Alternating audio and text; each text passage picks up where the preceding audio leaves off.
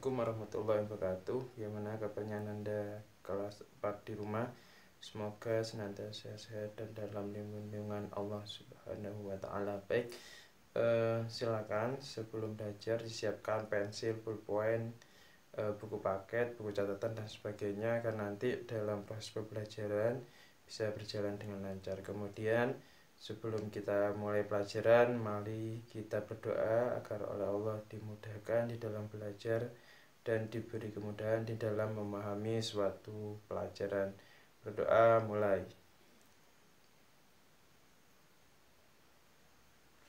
Selesai. Baik, kemarin Ustadz sudah memberikan sebuah catatan yang perlu kalian catat. Kemudian sekarang Ustadz akan menjelaskan beberapa poin yang sudah kalian catat, kemudian menambah penjelasan yang belum kalian catat. Baik, silakan dibuka buku paketnya halaman 43. Kita sekarang membahas tentang bab kebersihan, ya. Bab kebersihan, ya. Jadi apa itu pengertian kebersihan yang kemarin sudah kalian catat? Kebersihan ialah upaya manusia untuk menjaga diri dan lingkungan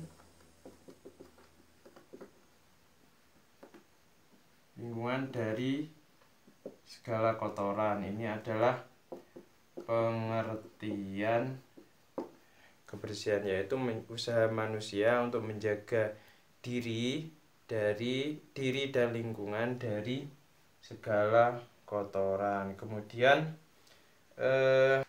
kita juga membahas yang pertama, jadi toharo. Apa itu toharo? Dalam arti bahasa ialah bersih atau suci, ya. Ini adalah arti bahasa toharo yang mungkin kalian sudah pernah dengar. Apa itu toharo? Bahwasanya arti menurut bahasa ialah bersih atau suci. Kemudian menurut istilah menyucikan tempat, badan atau pakaian dari segala kotoran atau najis, ya. Kotoran atau najis atau hadas, ya. Itu adalah pengertian toharoh secara istilah, yaitu menyucikan tempat, badan, bagian dari segala kotoran, najis atau hadas, ya. Itu, ya. Kemudian kita hapus. Jadi kalau tadi toharoh istilahnya bersih, suci atau mencucikan dari apa? Kita bahas satu-satu. Toharoh membersihkan dari najis. Toharoh najis. Nah, ini membersihkan dari najis. Apa itu najis? Najis ia suatu benda yang oleh Allah dianggap tidak suci, ya. Tidak suci atau kotor itu adalah disebut najis. Jadi segala sesuatu benda yang oleh Allah dianggap tidak suci itu disebut najis. Contohnya apa? Kotoran ayam, kotoran manusia, terus apa lagi? Air liur anjing, terus air liur babi dan sebagainya. Kotoran babi itu disebut najis, ya. Air kencing itu adalah contoh-contoh najis. Kemudian cara membersihkannya gimana? Cara membersihkan dengan menggunakan air, ya. Menggunakan air yang suci dan menyucikan. Nanti kita bahas apa itu air yang suci dan menyucikan, ya.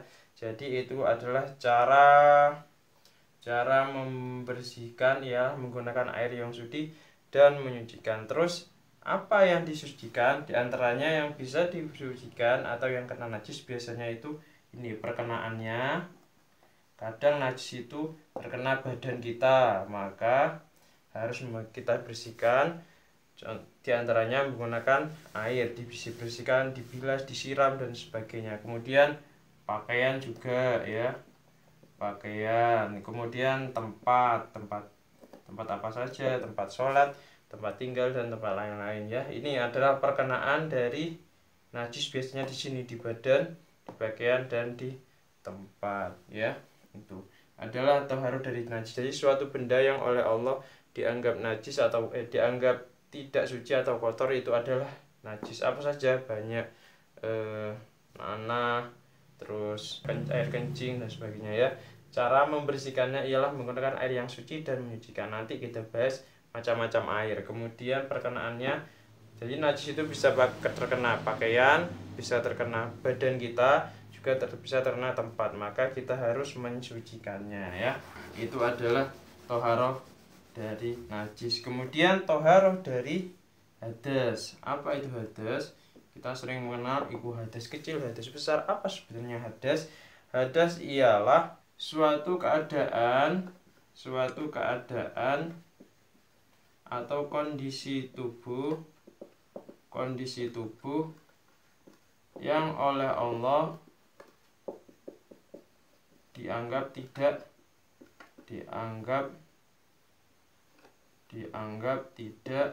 suci ya, tidak suci. Jadi kalau tadi najis itu adalah benda, kalau hadas itu suatu keadaan tubuh yang oleh Allah dianggap tidak suci atau kotor.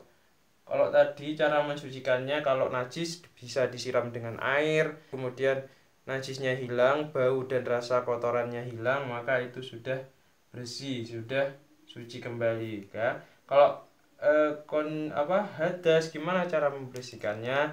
Cara mensucikan hadas bisa dengan wudhu ya. Kalau hadas kecil bisa dengan wudhu. Yang kedua mandi besar. Kalau itu adalah hadas besar. Kemudian tayamum ya. Tayamum kalau kita mempunyai hadas kecil, sedang berhadas kecil atau berhadas besar tetapi tidak menemukan air, maka bisa dengan tayamum, yaitu bersuci menggunakan debu.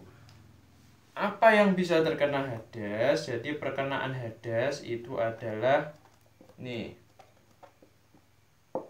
badan atau tubuh.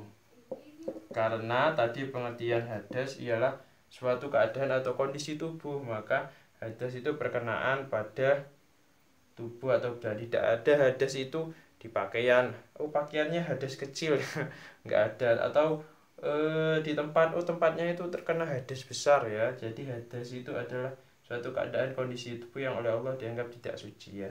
Itu. Kemudian ini adalah toharo. Toharo bersuci dari najis dan dari hadas ya. Kemudian benda yang digunakan untuk bersuci ya, ini benda yang digunakan, ini kayaknya belum dicatat kemarin ya, untuk bersuci. Jadi beberapa benda yang digunakan untuk bersuci diantaranya benda padat. Nah ini benda padat. Apa benda padat? Contohnya kayu, batu, daun, terus kemudian ya kertas ya, atau tisu. Itu adalah tisu ya. Itu adalah benda-benda padat yang bisa digunakan untuk bersuci. Syaratnya apa? Syaratnya yang pertama kasar, permukaannya kasar. Jadi permukaannya tidak licin ya. Permukaan kasar. Tujuannya apa? Agar bisa membersihkan kotoran atau najis agar bisa maksimal. Contoh gini, kalau kita mendaki gunung, kemudian kita perbekalan air kita hanya cukup untuk minum dan masak contohnya. Kemudian kita buang air kecil. Buang air kecil kita tidak punya minum. Kalau air yang kita gunakan untuk bersuci tersebut kita gunakan untuk membersihkan dari kotoran selesai BAK atau kencing, maka air tersebut akan habis. Gimana caranya? Allah memberi keringanan, kita bisa menggunakan bersuci dengan benda-benda padat. Contoh di situ ada daun, maka kita gunakan daun, minimal dibersihkan atau digosok dengan, contoh ini daun, dengan menggunakan sisi yang berbeda. Contoh ini daun digosokkan seperti ini, kemudian mau mengambil lagi daun lagi yang baru digosok seperti ini, diambil lagi, gosok sampai minimal 3 kali ya, atau sampai minimal sudah tidak basah. Jadi digosokkan ke sini sudah tidak basah, sudah kering, contoh berarti itu sudah bersih ya, sudah bersih. Kemudian menggunakan apa lagi? Kertas atau tisu. Biasanya kita membawa tisu, atau di situ ada batu yang sedikit kasar. Kenapa? Kalau kasar itu akan mudah, kotorannya mudah nyangkut atau mudah nempel daripada batu yang permukaannya halus. Jadi kalau halus kurang efektif. Jadi syaratnya yang pertama tidak permukaannya kasar. Syarat yang kedua dapat membersihkan. Jangan sampai menggunakan benda atau benda padat yang situ malah kotor ya. Sudah contoh kita nemu tidak ada air, perbekalan cuma tipis, kemudian di situ ada batu yang di atasnya ada kotoran juga, ada kotoran burung, ada kotoran binatang lain. Jangan sampai, karena tidak dapat membersihkan malah menambah masalah ya. Atau daun yang kering, di situ ada kotorannya binatang lain, intinya ada najis, jangan sampai ya, karena itu tidak dapat membersihkan malah menambah masalah baru. Yang terakhir ini suci. Nah, ini suci sama, ini suci ada kaitannya dengan dapat membersihkan. Jadi benda tersebut yang digunakan untuk membersihkan suci, tidak kotor, tidak terkena najis ya. Itu adalah benda padat. Yang kedua benda cair. Ustaz hapus dulu. Yang kedua benda cair. Benda cair sudah tentu kalian tahu, benda cair ialah biasanya air ya, air atau disebut dengan air mutlak. Air mutlak itu air yang suci dan dapat mensucikan, itu adalah air mutlak ya. Wes ya. Sekarang ini adalah benda-benda yang dapat digunakan untuk bersuci, diantaranya benda padat tadi sudah saya sebutkan, kemudian benda cair, yaitu diantaranya air mutlak ya, air yang suci dan dapat mensucikan. Karena ada air yang suci tapi tidak bisa mensucikan. Habis ini kita bahas ya. Selanjutnya menurut hukum syar'i, menurut hukum syariat, hukum syar'i ada beberapa pembagian air ya, pembagian atau macam-macam air. Yang pertama air tadi, air mutlak. Air mutlak yang artinya air yang suci dan dapat menyucikan. Air yang suci dan dapat menyucikan. Contohnya apa? Jadi air yang dapat digunakan untuk bersuci kemudian mensucikan. Air yang suci digunakan untuk bersuci dan bisa menyucikan. Apa itu? Contohnya, contoh air sumur, air sungai,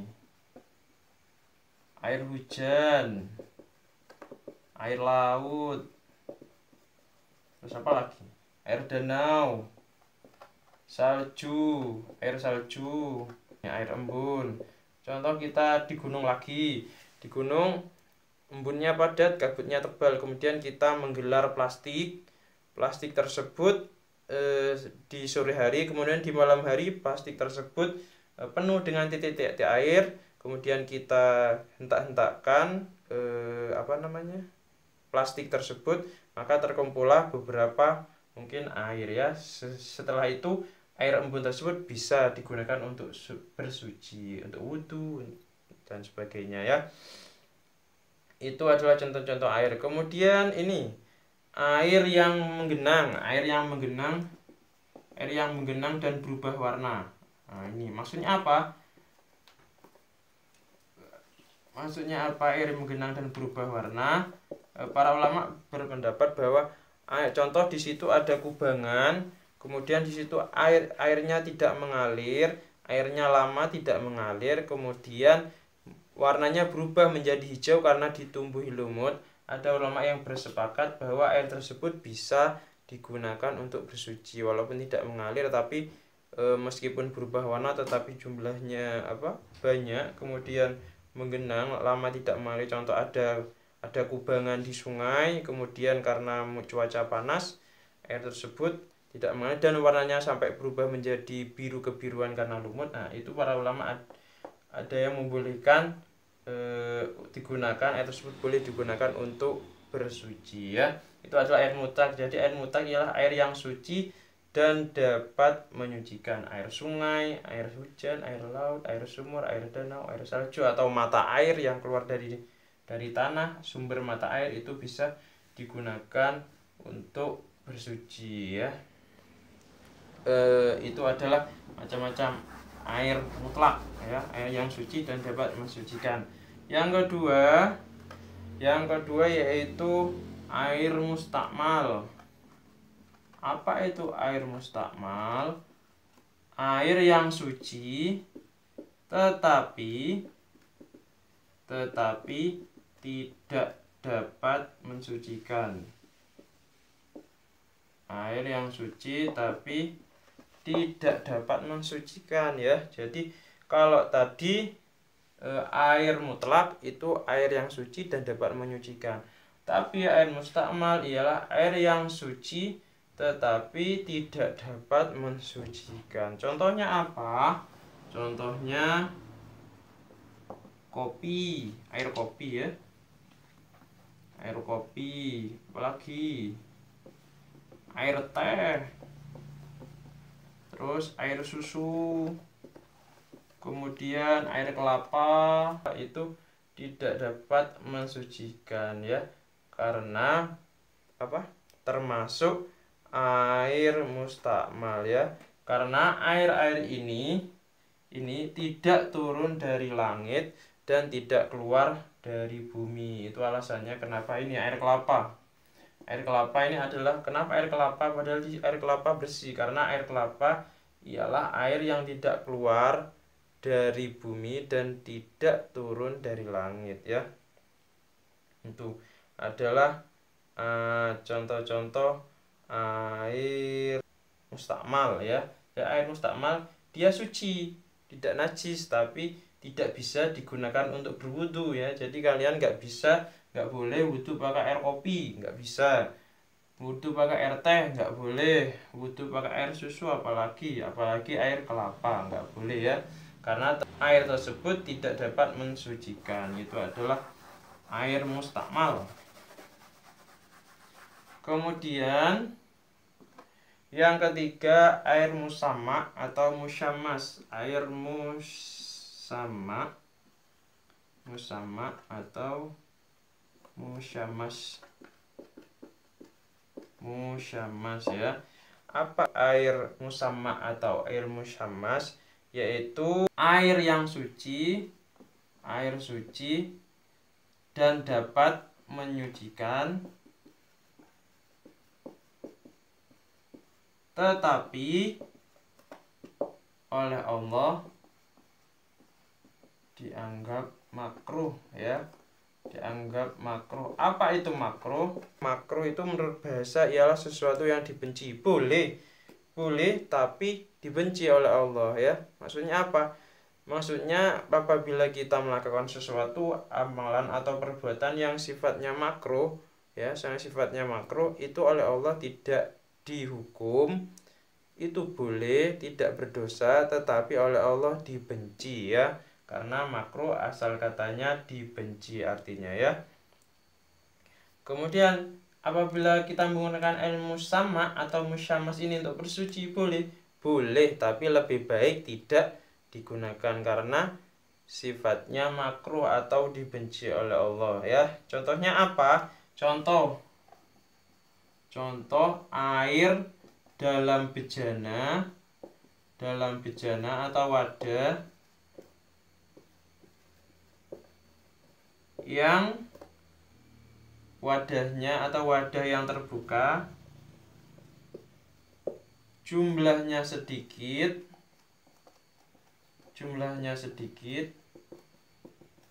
dan terkena panas matahari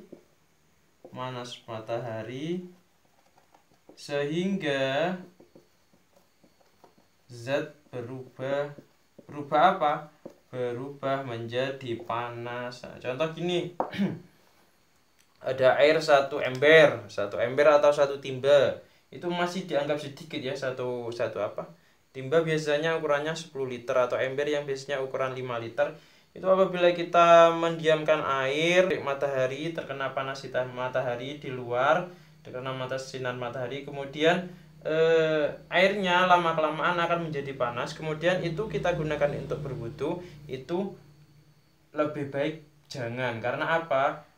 Karena air yang panas atau yang hangat terbuka yang jumlahnya sedikit, apabila kita gunakan untuk wudu, itu akan berpotensi menimbulkan penyakit kulit. Makanya oleh Allah dihukumi makruh, atau boleh tapi ada potensi bahaya, dan itu dibenci oleh Allah. Jadi contoh, kita ada air kemudian ditaruh di ruangan terbuka atau di tempat yang panas, kemudian terkena sinar matahari, kemudian air tersebut berubah menjadi panas, kemudian kita gunakan untuk wudhu, itu hukumnya makruh, boleh tapi oleh Allah dibenci. Lebih baik tidak digunakan atau mencari air yang lain ya. Itu adalah air musamma atau musyammas ya, musyammas, air suci yang dapat mensucikan, tetapi oleh Allah dianggap makruh ya. Oleh Allah dianggap makruh. Itu adalah air musyamma ya. Yang ketiga, air musyamma. Kemudian yang keempat, air mutanajis ya. Yang keempat, air mutanajis. Ya. Apa air mutanajis? Air yang terkena najis ini. Ya, air mutanajis ialah air yang terkena najis ya.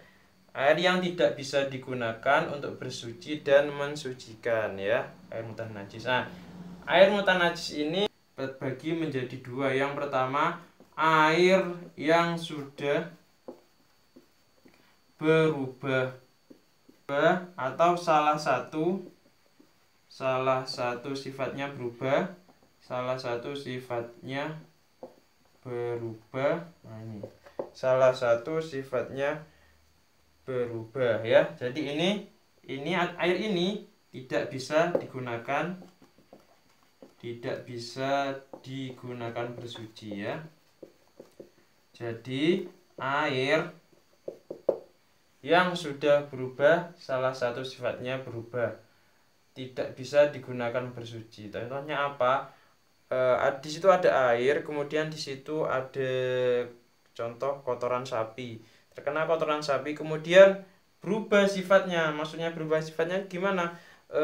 Berubah sifatnya dari warna yang tadinya jernih berubah menjadi kehijau-hijauan. Terus dicium bau kotoran sapi. Nah, itu tidak bisa digunakan untuk bersuci karena sudah terkena najis atau mutanajis.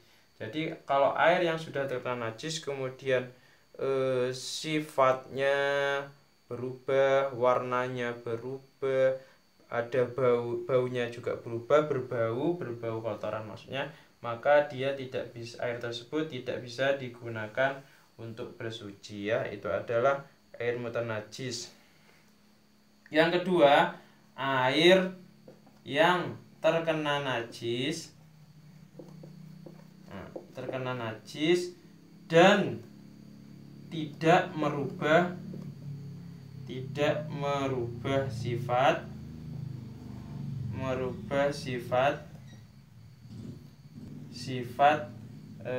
dari air tersebut. Nah, ini contoh lagi.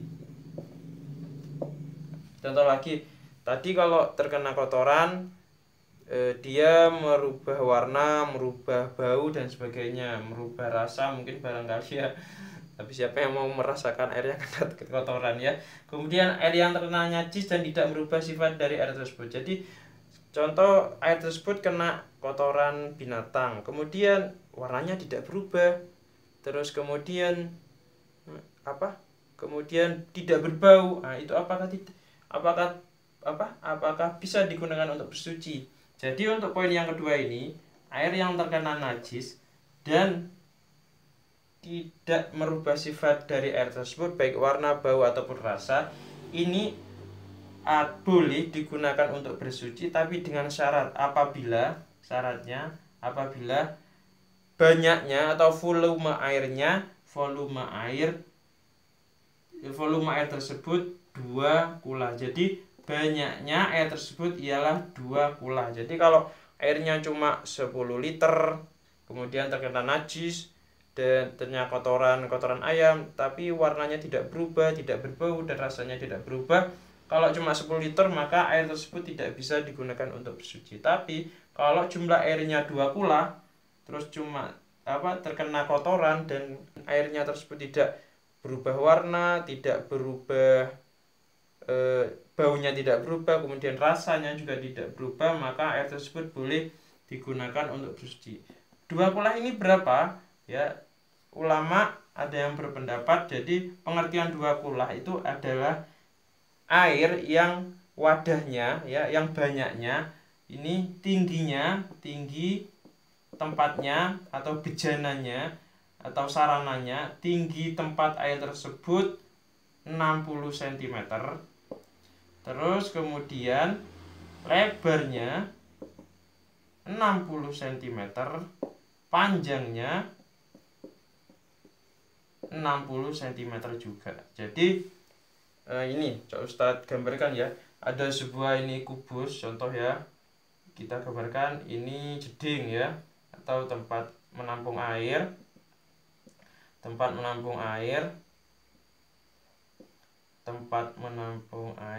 2, 3 ini ya. Ini adalah kubus. Kemudian ini kubus ini lebarnya 60 meter, kemudian panjangnya 60 cm, kemudian tinggi juga 60 cm. Jadi kalau panjangnya tempat air tersebut 60 cm, tingginya 60 cm, lebarnya 60 cm, maka itu adalah disebut air yang atau tempat air yang banyaknya airnya ialah 2 kula. Meskipun sudah dipakai atau digunakan atau terkena najis, tetapi tidak merubah rasa, tidak merubah bau, tidak merubah warna, maka dia boleh digunakan untuk bersuci. Contoh, kan biasanya di masjid itu ada tempat wudhu ya yang lebar sekali. Ustaz rasa itu biasanya lebih dari 1 meter. 1 meter itu kan 100 cm, jadi sudah lebih 1 meter atau 2 meter lebih. Kemudian lebarnya ada yang 1 meter, tingginya ada yang 1 meter. Kemudian orang tersebut ada orang yang tidak wudhu di keran kan, biasanya ada yang wudhu di tempat itu, dicebat kalau Ustadz ngarani itu jedingan, itu langsung wudhu bler. Air yang sudah digunakan berwudu itu kan seharusnya tidak boleh digunakan untuk berwudu lagi, karena air tersebut ialah termasuk air mustakmal. Air yang suci tidak dapat mensucikan. Tapi karena tempat atau banyaknya air tersebut ialah 2 kula atau ini 2 kula ini tingginya ini ya 2 kula, maka air tersebut ialah termasuk air yang bisa digunakan untuk bersuci ya. Bisa digunakan untuk bersuci karena memang jumlah yang ditolerir atau paling sedikit air yang walaupun terkena najis atau terkena mustakmal itu bisa digunakan untuk bersuci terus-menerus dan tidak rusak ialah minimal 2 kula, atau tempatnya minimal ini tingginya 60, lebar 60, panjang 60 dan terisi penuh oleh air ya. Kalau semuanya panjang ini, lebar ini, tinggi ini tapi tidak terisi penuh, maka air tersebut masih kurang dari 2 kula. Tapi kalau tingginya tempat air tersebut 60, lebarnya 60, terus panjangnya 60 cm. Kemudian tempat tersebut terisi air dengan penuh, maka air tersebut sudah memenuhi syarat air minimal ini mutanajis ya, air minimal yang meskipun terkena najis tetapi tidak merubah zat, warna maupun bau, kemudian dipakai untuk berwudu, tetesan wudunya jatuh ke tempat itu lagi atau disebut dengan air mustakmal, air yang digunakan untuk berwudu itu suci tapi tidak dapat mensucikan kembali. Tapi kalau jatuh kembali di tempat yang airnya lebih dari minimal 2 kula, maka air tersebut bisa digunakan untuk bersuci kembali ya, seperti itu. Untuk bersuci kembali ya. Itu adalah jenis-jenis air tadi ya. Ada air mutlak, yaitu air suci yang dapat mensucikan, contohnya air hujan, air embun. Kalau air mata nggak termasuk ya. Air hujan, air embun, air apalagi, air sungai, air danau, air laut, air salju, dan macam-macam lagi, atau sumber mata air. Kemudian itu adalah air mutlak.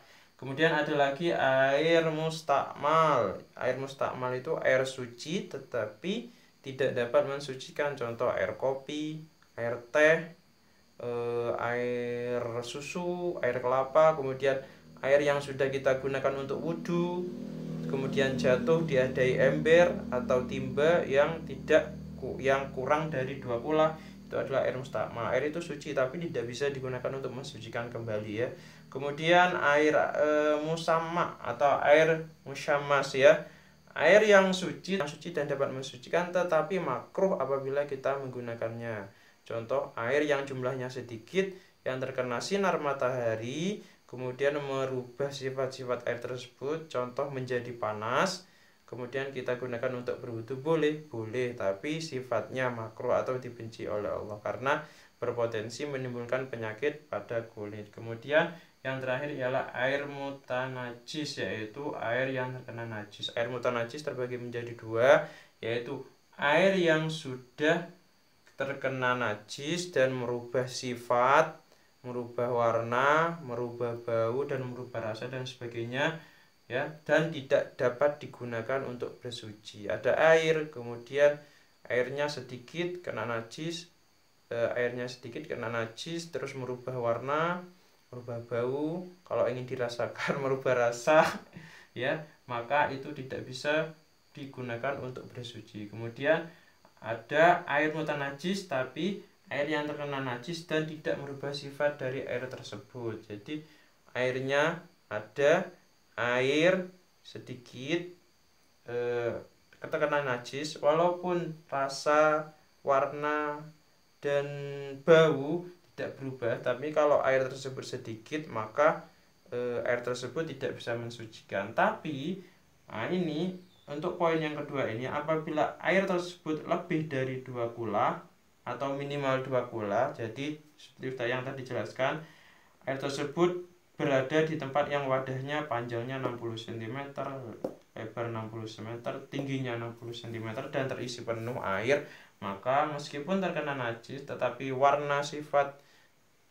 rasa, dan sebagainya tidak berbau atau tidak berubah, maka air tersebut bisa digunakan untuk bersuci ya, seperti itu ya. Itu adalah penjelasan mulai awal dari kebersihan, makna toharoh, kemudian bersuci dari najis, hadas, benda-benda yang dapat mensucikan, kemudian macam-macam air ya. Silakan yang belum dicatat atau kemarin kan cuma nyatatnya sampai toharoh dari najis atau bersuci dari najis dan hadas, kemudian benda-benda yang dapat mensucikan, dan untuk untuk pembagian air juga silakan dicatat hukum syar'i karena itu belum dicatat kemarin.